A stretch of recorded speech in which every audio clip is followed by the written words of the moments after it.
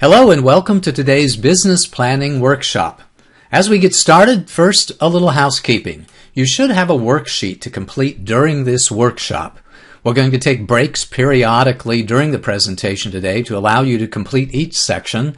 In one case, we're going to be completing the worksheet as we go through one of the sections in our planning process. And when this workshop is completed, you will likely need to do more detailed planning with your teams or perhaps an outside facilitator.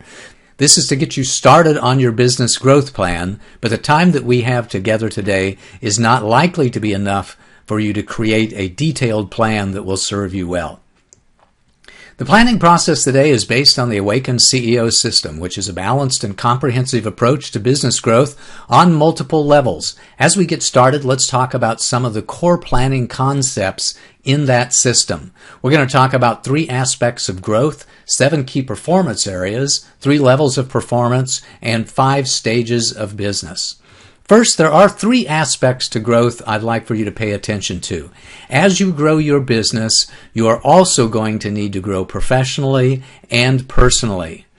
For example, if you have $100,000 in sales currently and you want to grow to $1 million in sales, you're going to be encountering situations that will require you to grow professionally. You might need to learn what it's like to outsource manufacturing to China. You might need to form new legal agreements. You might need to have new partnership relationships, etc. There will absolutely be some areas of professional growth you will need to facilitate your business growth. And in my experience, I find that when we do things that we've never done before, we uncover blocks and obstacles, personal blocks and obstacles that we never even knew were there before. So you may have to grow personally as well. For optimal growth, you need to have business growth, professional growth, and personal growth happening all at the same time. The second key concept is that you need a balanced and integrated growth plan across all of your different areas of business. We're going to talk about the 7 key performance areas of business in more detail a little later on in the presentation. But from the very beginning, I want you to think about having a balanced and integrated approach. Because just introducing products will not create a great business. Just ramping up sales will not create a great business. You have to think about making improvements in every department, in every key performance area of your business as you grow the business. The third core concept is about 3 levels of performance: the mindset level, the methods level, and the momentum level. The mindset is your beliefs and perspectives. Your methods are your plans, processes, and procedures, and your momentum happens when you take action and accelerate your velocity. Today we're going to focus primarily on your methods, but just having a plan isn't going to get the job done. You have to have a great mindset, and you have to be able to take action and build momentum in your business if you want to accomplish your growth plans. I encourage you to embrace a growth mindset. I want you to believe that you can grow enormously in ways that benefit you. I want you to believe that you can create and execute great growth plans, and that by doing so, you will grow faster and more efficiently. And I want you to believe that team planning is better than planning in a vacuum. When you plan with your team, you will not only get a better plan, but you will get their buy-in to the plan, and that will make everything in your business go better. The fourth concept is that there are 5 different stages of business, and the plan that you create and the focus and your mindset depends on what stage of business you are in right now. Those 5 stages are the startup stage, the steady growth stage, the rapid expansion stage, the turnaround stage, and the exit stage. You may not experience all of these stages in your business, but it is critically important that you understand what stage you are in right now. And here's why. When you're into startup stage, it's like hacking your way through a jungle. You're finding a way to reach your goals in ways that you have never done before. When you're in steady growth stage, it's like driving down a 4-lane highway. There's lots of competition, there's lots of moving parts. It's a lot more relaxing than hacking your way through the jungle. But if you take your eye off the road, you're going to have a crash and it's going to hurt you enormously. The rapid expansion stage is like managing chaos through a tornado. Things are swirling around and things are happening incredibly fast. You have to make decisions very quickly and take action very quickly. If you're in the turnaround stage, it's like visiting the ER. The life of your business depends on your ability to reach financial stability again. And lastly, if you're in the exit planning stage, it's like remodeling a house and preparing it for sale. You want to make sure that the business is attractive as possible and seen to be as valuable as possible to potential buyers. The stage of business you are in will determine the type of growth plan that you create. When you're in the startup stage, you're creating a launch and financial stability plan. You want to get to the marketplace as quickly as possible so that you can learn the lessons that only the marketplace can teach you, and then you want a relentless pursuit of financial stability.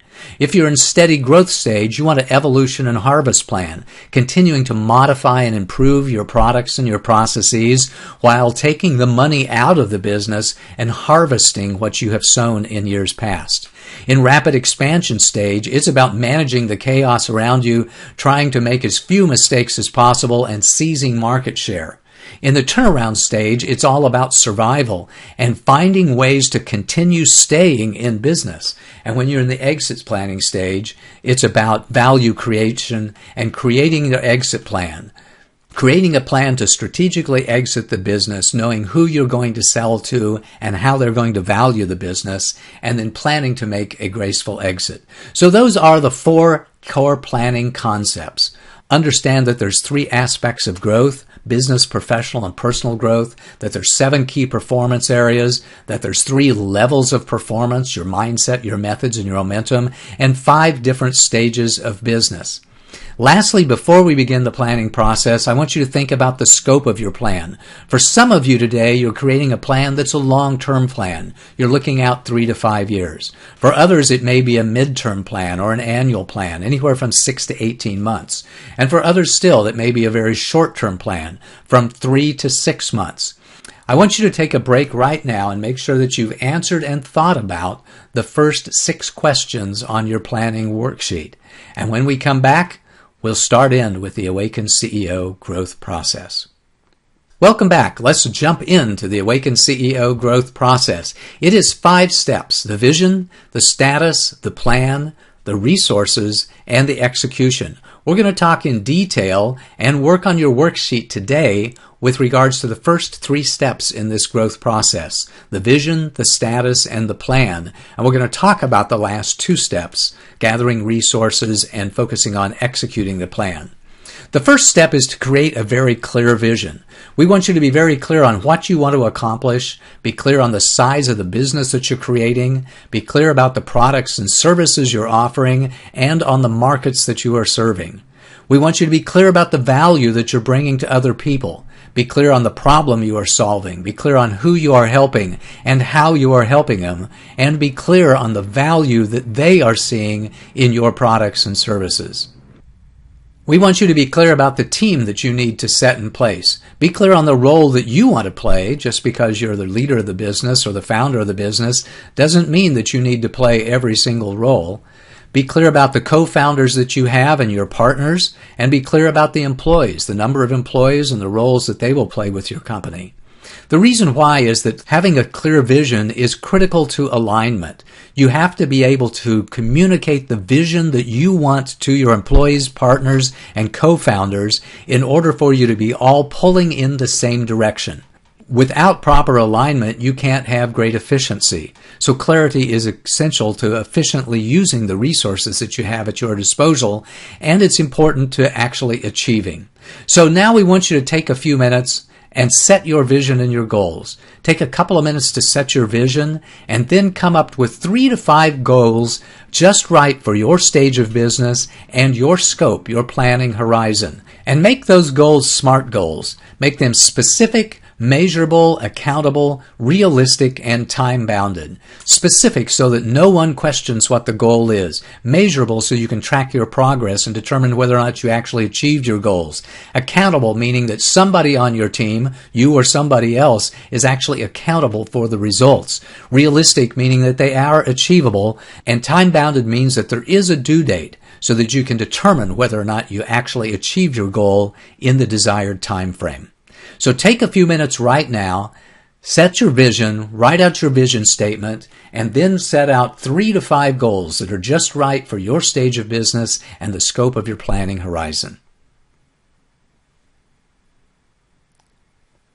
Welcome back. I hope that you have a very clear vision statement and SMART goals for this next stage of your business growth.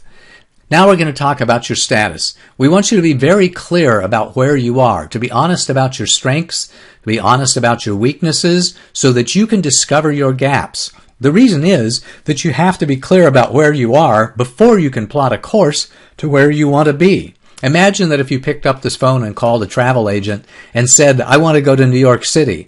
The first question the agent is going to ask you is, where are you starting from? Where are you today? What is your departure city? And you have to know what your departure status is in order for you to create a great plan to achieve your goals. We're going to talk about each one of the key performance areas that we talked about earlier when we talked about core planning concepts, because it's important for you to have a balanced and integrated growth plan across all of these different areas of business. You need to have competence in every area, because if you don't, the weakest link on the chain is going to cause the entire business to be weak. For example, you can have great products, but if you don't have great marketing and sales, those products are just going to sit on the shelf. You can have great products and great sales, but if you don't have great customer service and you're not tracking your financial results well, you're not likely to have a very profitable business. I've measured hundreds of businesses and created their business foundation profile, and this is a very common profile that I see. Companies that are very good at customer service and product development, not quite as good in leadership, operations, and financial management, not very good at all in sales, and frankly really bad in the area of marketing, because marketing is by far the most difficult of the key performance areas in which to gain competence. Every company has gaps, so it's not a question of whether or not your company has gaps or not. It's a question of where those gaps are and how big those gaps are. So we want you to be courageous when it comes to measuring the status of your business. We want you to be clear on the challenge of the business so that you can address them, because ignoring them simply doesn't work. I'm reminded of the old adage, a stitch in time saves 9, which means that if you fix a problem early on, it will save you a lot of time and effort later on. So now we want you to assess your status relative to the goals that you set in step 1. And later, when we complete the planning workshop for today, you will likely benefit from a more detailed gap analysis, but this one will get you started. We're going to go through the 7 key performance areas one by one, and as we do so, we want you to complete the little check marks that are on the worksheet that you have in front of you. First, on leadership. I say that leadership is about these 5 things: setting a very clear vision, having a strategy, knowing how you're going to achieve that vision, getting the right team in place, creating a profitable business model, and then communicating to your team and to the outside world about your vision and your strategy and your business model and how that all works. So now just take a minute and say whether or not you're okay in these areas of leadership or whether or not you need work. Later on, you'll have the opportunity to make some notes and to plan your next steps. The second key performance area is on marketing. As before, just check off whether you're okay or whether you need work with regards to the critical functions of marketing. Market research. Do you really understand what your competitors are doing and what your customers are thinking? Is your branding of high quality and in place? Is there any doubt at all about what you're doing based upon the name of your company and the graphics that you have associated with your company? Have you clearly defined your target markets? Do you understand exactly who you're selling to? Is your messaging very clear? Have you packaged and priced your products correctly? Do you have a lot of great partners on hand to help you market your products? And is your lead generation competent?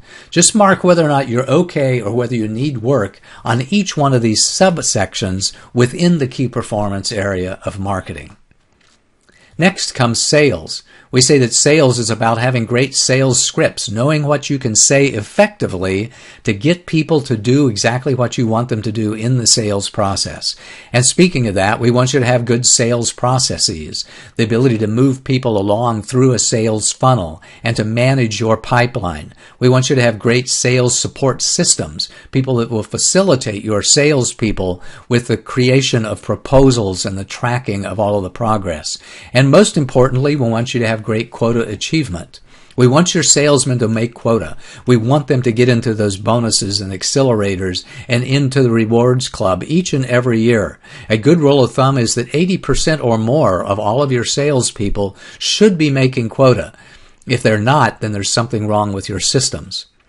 And the last one is on lead generation. In most cases, lead generation is a function of marketing, but for many companies, lead generation is also a requirement of sales professionals. So just take a second and check off to say whether or not you're okay in each one of these sales areas or whether you know you need to work on that particular area. The fourth key performance area is on financial management. It's about bookkeeping, keeping track of your invoices and the bills that you need to pay. It's about managing cash flow and managing credit. Are you extending too much credit or not enough credit in order to facilitate your sales? It's about managing your taxes and business licenses to make sure that you're in compliance with government regulation. And it's about risk management, managing your physical security, your intellectual property protection, and the insurance policies that you have with your company. The fifth area is operations administration. This is the engine room of your business. If this doesn't work right, nothing works right. You have to be great at operations management, doing the things that you need to do every single day. You have to be good at project management too. You have to have adequate facilities that facilitate the growth of your business, and you have to have good human resources so that you can get people to work for your business and in your business effectively. You have to have good information systems and stay up to date with your computer systems and your telecommunication systems, and you have to have good legal support. So take just a second and check off on your worksheet whether or not you're okay in each one of these areas of operation and administration, or whether you need to do a little work in that area. The sixth area is on product development. It's critical that you innovate and yet you have unique products and services so that you can differentiate yourself from your competition. You have to have good product line management so that you have good product life cycle management as well, because products consistently have to be updated and in some cases obsoleted over time. You have to have a good development cycle time. It's critically important that you're able to deliver new products and services to market in a timely manner because everything in the world is accelerating. And finally, you have to have great testing in place. You just don't want to throw inadequately tested products and services over to the sales and the customer service team and let them deal with the problems. The last of the 7 key performance areas is on customer service.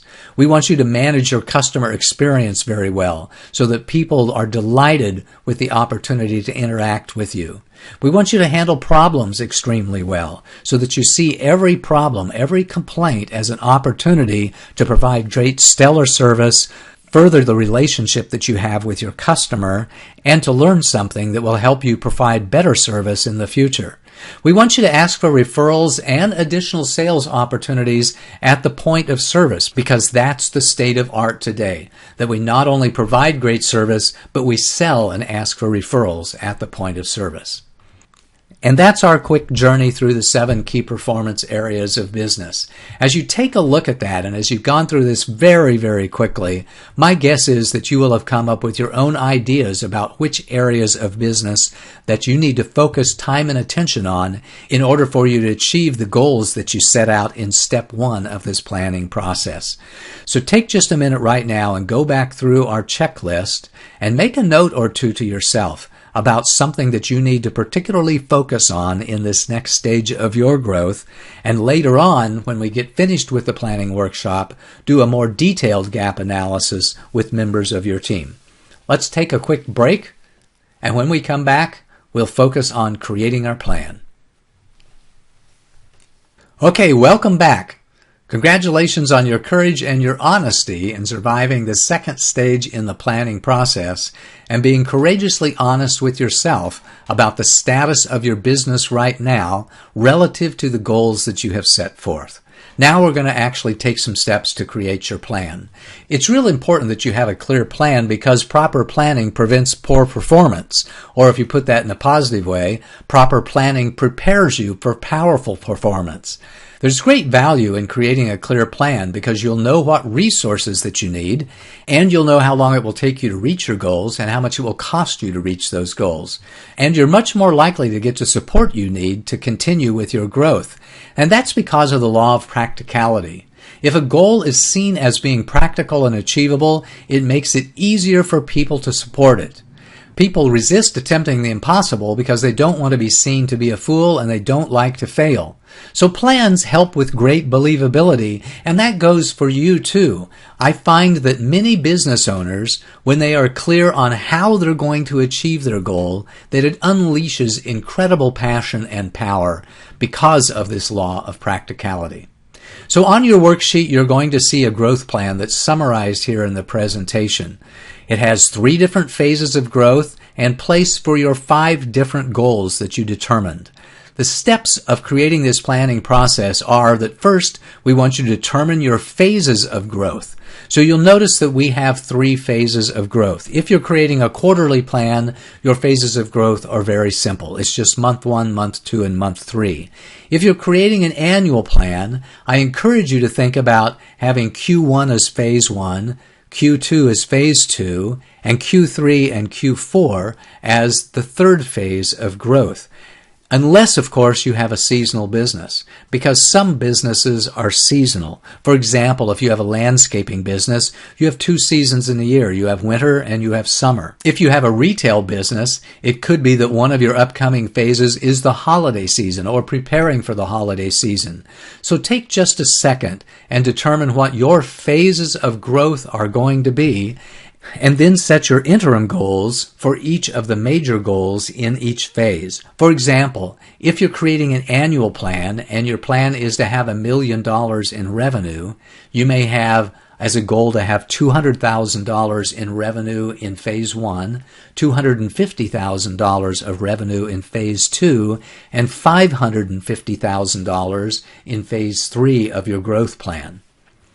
After you've done that, then you can begin to identify a few supporting tasks for each goal and each phase. Let's take a break right now, probably about 5 minutes or even a little bit longer, so that you can begin to sketch out your growth plan. First defining your phases of growth, then your interim goals, and then your action steps in each one of the phases of growth for each one of your SMART goals. Do that now, and when we come back, we'll talk about the final 2 phases of the Awakened CEO growth process. Welcome back. By now you have set your vision, you've done a great gap analysis, and you understand what your status is relative to the achievement of the goals that you set forth, and that you've begun to sketch out your growth plan. We're going to talk for a few minutes about gathering resources and about executing your plan, which are the final 2 steps in the Awakened CEO growth process. First, let's talk about gathering your resources. There are a lot of different types of resources you're going to need in order to execute your plan. You'll need partners and co-founders, you'll need employees, you'll need suppliers and contractors and perhaps consultants, and you'll need fixed assets and funding. Your plan will tell you what type of resources that you need to gather in order to effectively execute your plan. The quality of the resources that you create will determine the time that it takes to achieve your goals, the quality with which you grow, and really even your ability to even achieve your goals. Because the bottom line is you can't execute your plans without resources, and you don't want to get down the road and run out of gas. So when we complete this planning process, think about gathering your resources, which typically takes at least a few weeks to make sure that you've got all of the resources in place in order to execute the plan that you put in place. And lastly, I want to talk a little bit about execution. The bottom line is that you have to execute. You have to do the work. You have to be tenacious and resourceful, and you have to do whatever it takes to win. And to guide us in our execution, we want to take guidance from the best warriors on the planet, the United States Marine Corps. The United States Marine Corps focuses on preparing diligently, being committed to achieving their missions, and their motto is to improvise, adapt, and overcome, because they know that no battle plan ever survives contact with the enemy. In business, that means that your growth plan, your marketing plan, will not survive contact with the competition and survive contact with the marketplace. You have to be prepared to improvise, adapt, and overcome as you execute your growth plan. We've talked a lot about setting your vision, determining your status, creating your plan, and gathering your resources, but those four things together only comprise a very small percentage of what it really takes for you to be successful. I think executing is 95% of your success. You have to execute in areas of project management, operations management, opportunity management, and change management, every area of your business, and you have to stay focused. So that's it. That's our quick trip through the Awakened CEO growth process and its 5 steps. Setting your vision, determining your status, creating your plan, gathering your resources, and focusing on execution. To recap, we also talked about core planning concepts, like the 3 aspects of growth, knowing that business growth, professional growth, and personal growth go hand in hand. We talked about the 7 key performance areas, and knowing that as you grow your business, you have to grow in every department of your business. We talked about 3 levels of performance and the importance of mindset, methods, and momentum. And we talked about the 5 different stages of business and how your plans, your focus, your intentions depends entirely on where you are in your business. Here are your next steps. We want you to refine your plan with your team. We mentioned this early in the process, but it's very important for you to take this plan and then refine this plan with your team. You'll get a better plan because you'll get their ideas and you'll get their buy-in, and it's going to be much easier for you to execute your plan and achieve your goals. It's important for many of you to create financial projections. It's not enough to know where you're going to go and what steps there are in getting there. You have to know how much money it's going to take, and for many of you, that means creating financial projections. Then you have to identify and gather the resources necessary to execute your plan and focus on your execution. We encourage you to adjust your plan quarterly and or at the end of each phase, and we encourage you to get outside support if you need it in order to complete the planning process, in order to generate great quality financial projections, and to stay focused on execution for the duration of the scope of your plan. That's been our business planning workshop today. If we can support you in any way in refining the details of your plan, in creating financial projections, facilitating planning workshops, or helping you stay focused on the execution of the plan, please reach out and give us a call. Thank you.